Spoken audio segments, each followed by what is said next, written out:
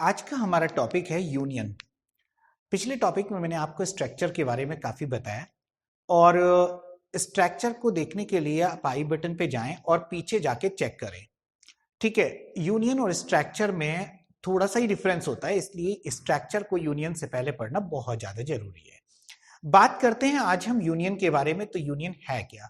Union is again a collection of dissimilar data items. मतलब definition of structure and union both are same, क्योंकि दोनों में एक ही बात कही, collection of dissimilar data item.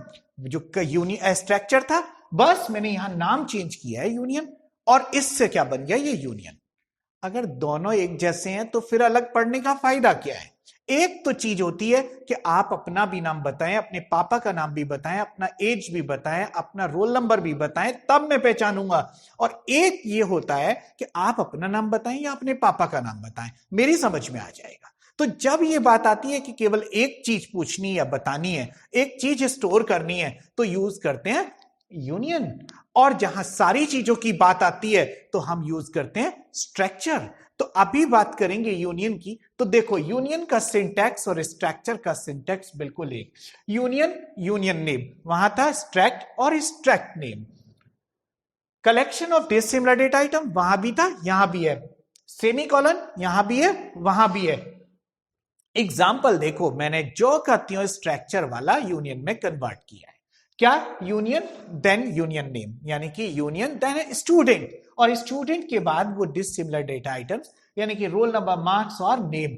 ठीक है, तो इस तरह से इनके लिए एक यूनियन बन जाएगा। मेमोरी एलोकेशन या ऑब्जेक्ट की जब बात आए, तो ऑब्जेक्ट की अगर बात करेंगे तो इसको भी एक्सेस करने के लिए हमें ऑब्जेक्ट की जरूरत पड़ती है। अगर ऑब्जेक्ट की जरूरत पड़ती है तो ऑब्जेक्ट कैसे क्रिएट किया जाता है? बिल्कुल जस्ट लाइक स्ट्रक्चर, यानी कि सिंटैक्स रहता है ऑब्जेक्ट क्रिएट करने का, union, union name then object.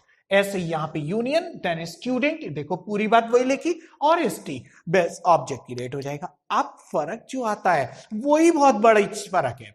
फर्क क्या है?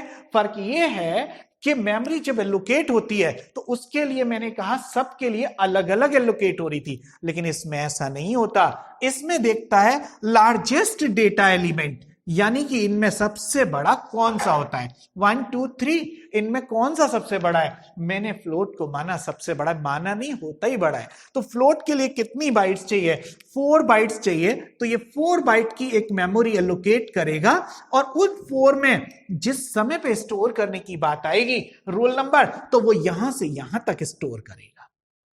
बात आएगी मार्क्स स्टोर करने की, तो वो यहां से यहां तक स्टोर करेगा। बात आएगी अगर नेम स्टोर करने की, तो यहां से यहां तक स्टोर करेगा। इस तरह से काम करता है। अब क्वेश्चन एराइज होता है कि अगर रोल नंबर यहां पे स्टोर हो जाए और नेम को मैं एन को यहां 1 बाइट में ले लूं, क्योंकि 2 बाइट मेरे पास बची हुई है, तो it will never be possible कि दोनों चीजें एक साथ आ जाएं। इसका मतलब यह होता है कि ये स्टार्टिंग करता है बिल्कुल स्टार्टिंग प्लेस से। अगर ये 100 से शुरू होता है, 104 तक जाता है, तो 100 से ही शुरू होगा हर एक एलिमेंट स्टोर होना। इसका मतलब ओवर राइटिंग होती है। यहां कभी 2 या 2 से ज्यादा एलिमेंट सेव, 1 या 2 या 2 से ज्यादा एलिमेंट सेव ही नहीं होते, यहां सिर्फ और सिर्फ एक एलिमेंट सेव होता है। तो इसका मतलब या तो रोल नंबर ले लो, या मार्क्स ले लो, या नेम ले लो, एक आएगा। इस तरह से हम डिफरेंस अगर देखें तो दोनों में यही सारा डिफरेंस होता है। ठीक है, तो दोनों में जो डिफरेंस होता है वो, और इस यूनियन कैसे बनाया जाता है, इस सब को दिखाने के लिए हम चलते हैं कंप्यूटर की स्क्रीन पे। ठीक है, देव C++ में प्रोग्राम बनाएंगे, फिर आपको समझाएंगे। ठीक है, तो अब बोर्ड से हम स्क्रीन पे आ गए हैं और देख रहे हैं यूनियन का एक प्रोग्राम जो आपको स्क्रीन पे दिखाई दे रहा है। ठीक है, तो यूनियन और स्ट्रक्चर में जो फर्क है वो मैंने बताया हल्का सा। क्या? यूनियन में यूनियन कीवर्ड यूज होता है, स्ट्रक्चर में structure keyword use, struct keyword use होता है।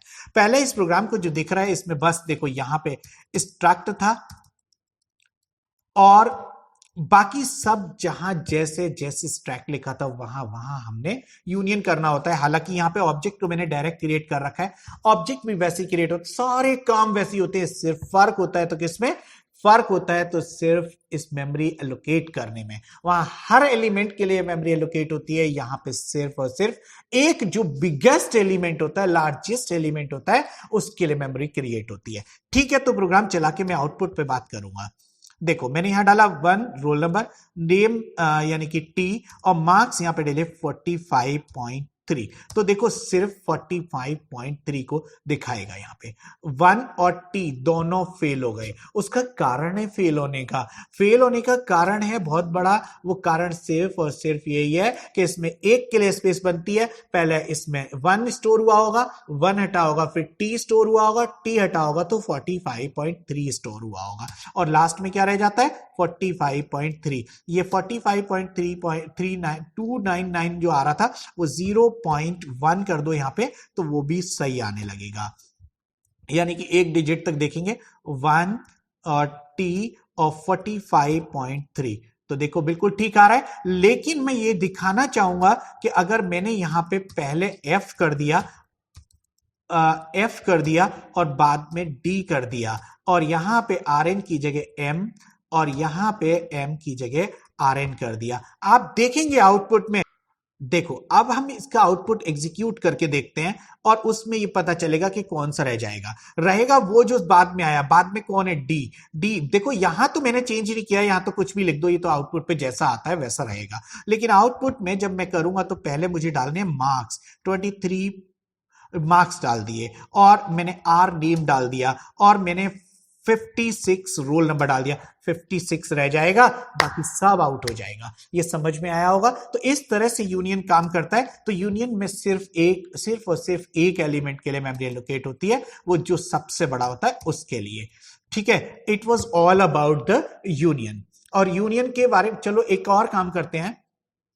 यूनियन और स्ट्रक्चर का जो डिफरेंस है उसको अगर देखा जाए तो कोई बहुत बड़ी चीज नहीं बताने वाला मैं आपको, क्योंकि है ही नहीं कुछ भी। बस एक ही चीज रहती है कि मेमोरी एलोकेट होने में और सिंटैक्स में, दोनों में फर्क होता है, बाकी और किसी में फर्क नहीं होता।